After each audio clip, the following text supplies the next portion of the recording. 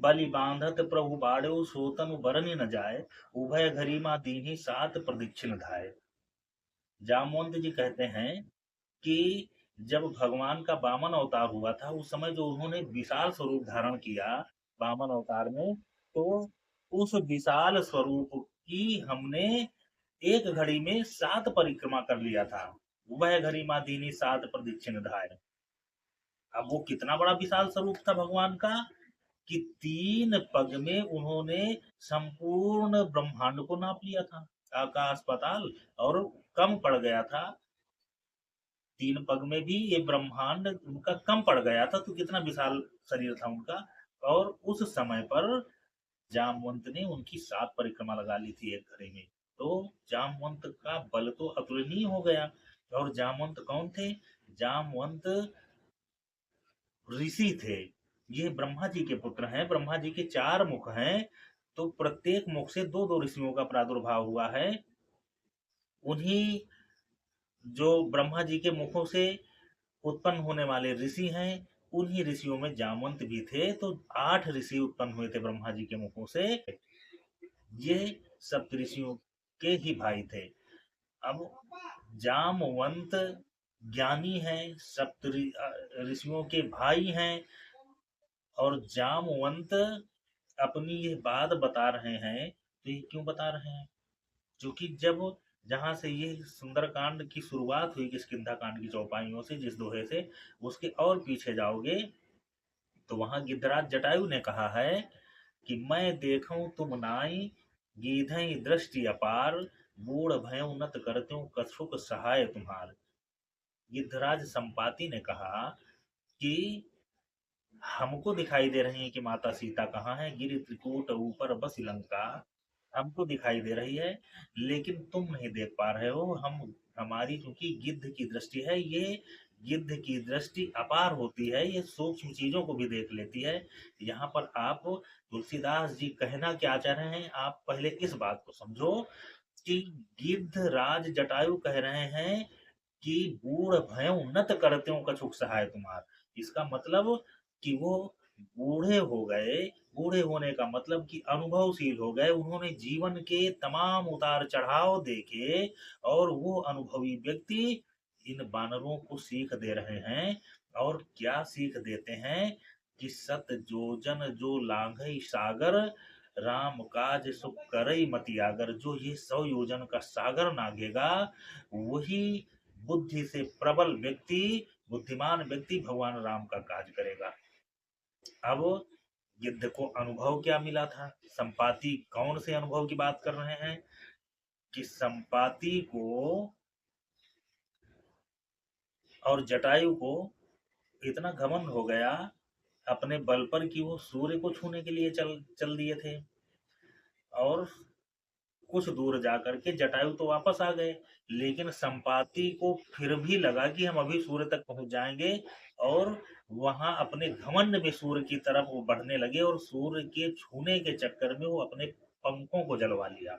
और उनके पंख जल गए जब, तो नीचे जमीन में गिर पड़े और कराहने लगे, परेशान होने लगे, तड़पने लगे।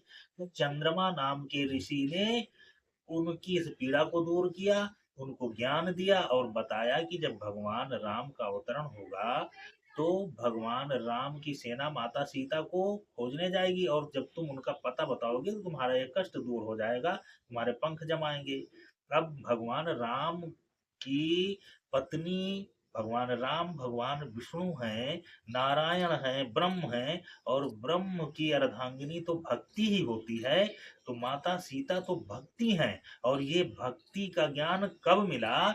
जब घमंड में आकर के अपना सर्वनाश करवा चुके वो संपाति, तब उनको इस भक्ति का ज्ञान संत ने दिया। इसलिए इस कहा गया है कि संतों की बात माननी चाहिए। लेकिन वो ज्ञान, क्योंकि ये घमंड में आकर के पंख जलवा चुके थे, तो ये संत का ज्ञान उनको तब मिला जब वो अपना अंग भंग करवा चुके, अपने पंख जलवा चुके। तो अब उस भक्ति तक तुम पहुंच भी नहीं सकते हो। ज्ञान का दीपक, जो ज्ञान के चक्षु खोल दिया संत ने, चंद्रमा ने, उसके वजह से, उन ज्ञान चक्षुओं से तुम भक्ति को केवल देख सकते हो, आभास कर सकते हो, लेकिन भक्ति तक पहुंच नहीं सकते हो। तो ये अनुभव अपना गिद्ध उनको बता रहे हैं कि हमको तो माता सीता दिखाई दे रही, लेकिन हम वृद्ध हो गए हैं और इस अवस्था में हम तुम्हारी मदद भी नहीं कर सकते। लेकिन कौन जा सकता है? जो हमारे जैसे, जिसके पास घमंड न हो। हमने घमंड का परिणाम भोगा। अब जो घमंड विहीन हो, अहम के विहीन हो, ज्ञानवान हो, धैर्यवान हो और सद्गुणों से परिपूर्ण हो, वही व्यक्ति वहां तक पहुंच जा सकता है। क्योंकि वहां पर जहां पर भक्ति बैठी है, वो किसके संरक्षण में है? गिर त्रिकूट ऊपर बसी लंका। उस गिर के ऊपर त्रिकूट, जो तीन दोष होते हैं, मोह माया मत्सर, इस उस पर्वत की शिखर पर इन तीन कूटों के साथ ऊपर लंका, सोने की लंका बसी हुई है और वहां पर रावण बैठा है इन दोषों के साथ। रावण ज्ञानी है, रावण शास्त्रों का ज्ञाता है, वेदों का ज्ञाता है, लेकिन उस तीन दोषों की वजह से वो त्रिकूट के ऊपर बैठा है, तीन दोषों के ऊपर बैठा है। तो जिसके पास ये दोष नहीं है, वही व्यक्ति तो जा सकता है वहां लंका में और भक्ति के पास में। क्योंकि भक्ति तो ज्ञानवान, गुणवान सब कुछ है रावण, लेकिन इन दोषों की वजह से उसको भक्ति को ही उसने कैद कर लिया। भक्ति को जिस प्रकार से प्राप्त करना चाहिए, भक्ति को भी वो बल से प्राप्त करना चाहता है। अरे भक्ति तो साधना से प्राप्त होती है, भक्ति तो विश्वास से प्राप्त होती है, भक्ति तो ज्ञान से प्राप्त होती है, भक्ति तो भगवान की कृपा से प्राप्त होती है। और वो भगवान का ही विरोध कर रहा है और बल से वो भक्ति को प्राप्त कर रहा है। तो कैसे उसको भक्ति मिलेगी? इन सारे दोषों के साथ रावण भक्ति को अपने कैद में सोच रहा है कि हम रखे हैं। भक्ति को कैद कर सकता है क्या? और उसका यही वहम उसके विनाश का कारण बन रहा है, लेकिन उसको पता नहीं है। क्योंकि उसके अंदर अहम है, घमंड है, दोष है। इन दोषों की वजह से वो भक्ति को भी सोच रहा है कि हमने कैद कर लिया, जबकि भक्ति तो स्वतः ही काल रात्रि निश्चर कुल केरी, वो तो उनका विनाश करने के लिए ही गई है। लेकिन वो खुश है कि वो भक्ति को सोच रहा है कि हम कैद किए हैं। तो संपाति ने यही कहा कि इन दोषों से मुक्त व्यक्ति होगा, वही वहां तक जाएगा।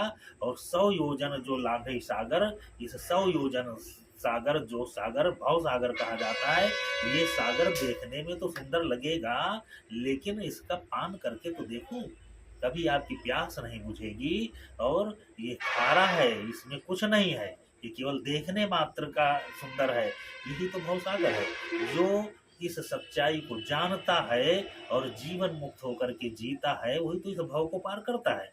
तो वो व्यक्ति इस सागर को पार करेगा जिसके अंदर इस भवसागर में रह को देख करके भी उस पर आसक्ति न हो। इस संसार रूपी सागर में रह करके भी जो इससे आसक्त नहीं है और इस संसार रूपी सागर में रह भी रहा है, इसका उपयोग भी कर रहा है, लेकिन इससे आसक्त नहीं है, वही व्यक्ति तो इस सागर को पार कर सकता है।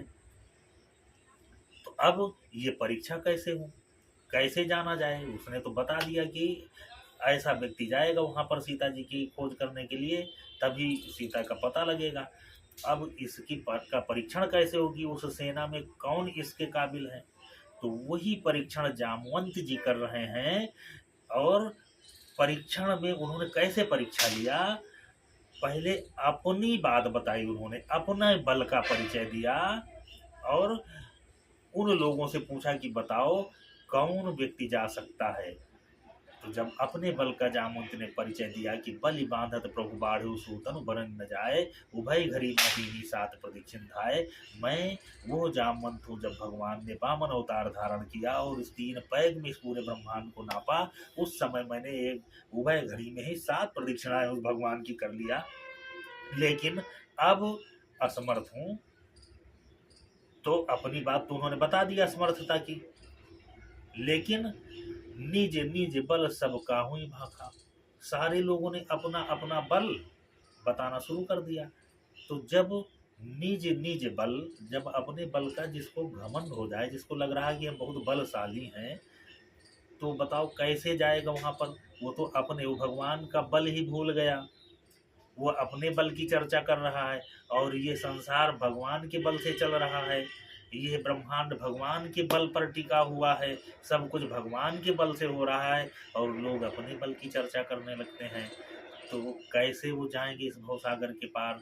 अरे हम तो निर्बल हैं, निर्बल के बलराम, जो निर्बल है उसी के तो भगवान है। तो जब सारे लोगों ने अपने अपने बल को बखान करके बता करके और शांत हो गए, तो जामवंत ने देखा कि हनुमान जी तो कुछ बोल ही नहीं रहे हैं। तो हनुमान जी की परीक्षा कैसे जामवंत लेते हैं कि उन्होंने अपने मन से, अन्य लोगों ने अंगद कहीं जाऊं मैं पारा, ये संशय का कीर्ति बारा, सब लोगों ने तो स्वतः अपने मन से अपने अपने बल का बखान किया और बताया और असमर्थता भी बता दिया। लेकिन यहाँ हनुमान जी को जामवंत स्वयं कह रहे हैं कि तुम कौन हो। उन्होंने कहा कि पवन तनय बल पवन समाना, बुद्धि विवेक विज्ञान निधाना।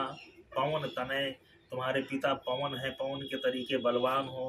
पवन तनय बल बुद्धि निधाना, बल और बुद्धि के निधान हो। कौन सुकाज कठिन जग माही, जो नहीं हो तो तात तुम पाही। अब इससे ज्यादा और क्या उन्हें चढ़ाया जाए। उनकी इतनी तारीफ कर दिया गया कि इतनी प्रशंसा सुन करके तो कोई भी व्यक्ति तैयार हो जाएगा, उसके बल भी ना हो वो भी तैयार हो जाएगा। लेकिन भगवान ने नहीं सुना, क्योंकि उनको इन सब चीजों से मतलब ही नहीं है।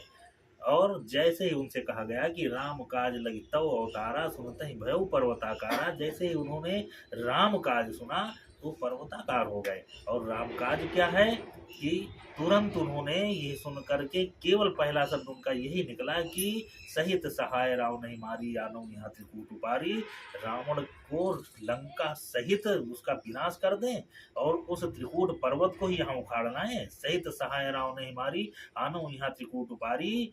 जामवंत मैं पूछूं तो ही, जामवंत बताओ कि क्या करना है, उचित शिक्षा सिखावन दीजिए मोही, उचित बताओ। तो जामवंत जानते हैं कि हनुमान जी सब कुछ कर सकते हैं, लेकिन वो मना कर देते हैं कि तुम केवल माता सीता का पता लगा करके आ जाओ, उसके बाद जब भगवान वहां जाएंगे तब बाकी का काम करेंगे, तब भगवान की श्रेष्ठता बनेगी, तब भगवान पूजे जाएंगे। अगर सब काम तुम कर लोगे तो भगवान की श्रेष्ठता कम हो जाएगी।